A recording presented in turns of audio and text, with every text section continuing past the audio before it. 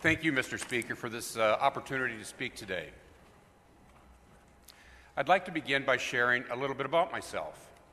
My name is Randy Udell. I represent District 47. I'm a retired AT&T engineer of 28 years. And since then, I've served on city, county, and now state government. I expected my initial speech to be about technology, utilities, or finances. I did not expect my first introduction here to be about another part of my life entirely. If you don't already know me, I live in Fitchburg with the love of my life,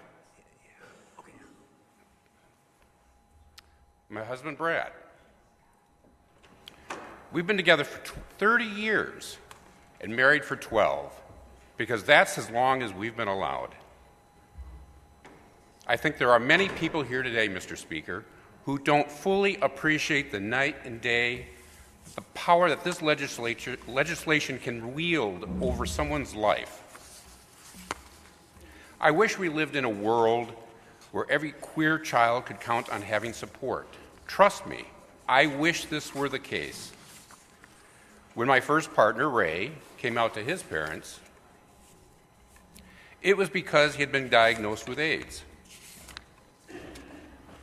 He was in the hospital, and he wanted to see his parents for one last time.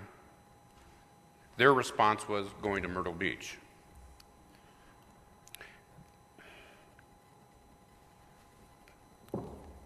They did not speak to him before he died. Most people in the gay and trans community will tell you, if you receive support when you first come out, you are lucky. If you are someone who hasn't heard this before, I'm glad for you. I'm glad that the people in your life have not had to face some of the difficulties that so many of our folks have faced for years, so many years.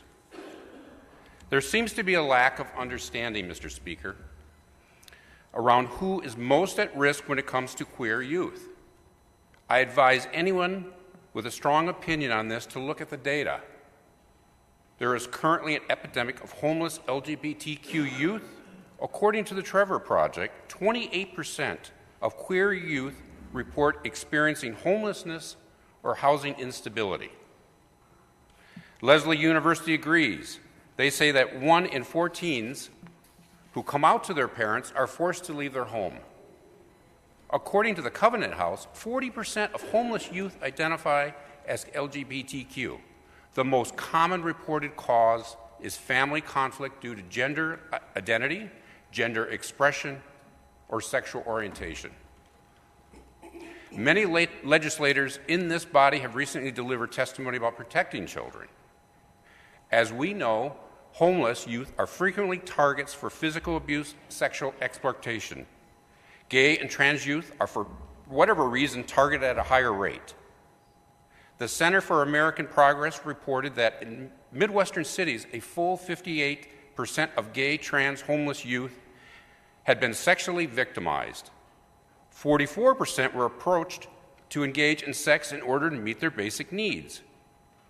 A study published by the National Institute of Health stated, and I quote, LGBTQ minors who are homeless are at the highest risk for sex trafficking and sexual exploitation, end of quote. This study also stated that given the stigma around same-sex prostitution, LGBT sex trafficking is even less likely to be reported and involves even higher levels of violence. Now, my final statistic for you, Mr. Speaker, in a 2018 study, Chapin Hill found that among homeless youth, LGBTQ kids experience twice the rate of early death. What this bill before us would do is force a trusted school official, that's a trusted school official, a confidant, to out a child who is considering they may be trans to a child's family. I've been around a long time, and I know all too well where this can go. A friend whose dad responded by pressing a gun into his own child's head. A drag performer who fled her home.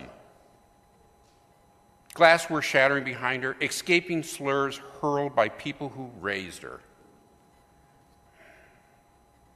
I know people who were murdered in cold blood because of their identity.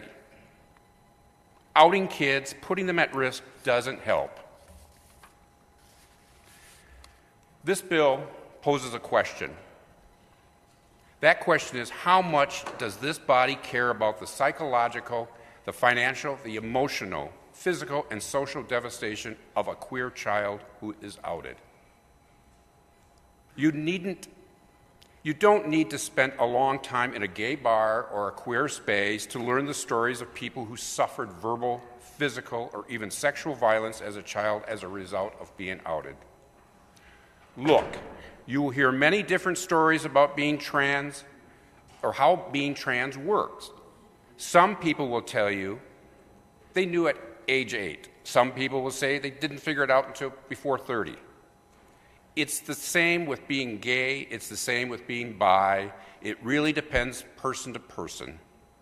And I get it. There might be a kid who says she's a mermaid and then completely forgets the next week.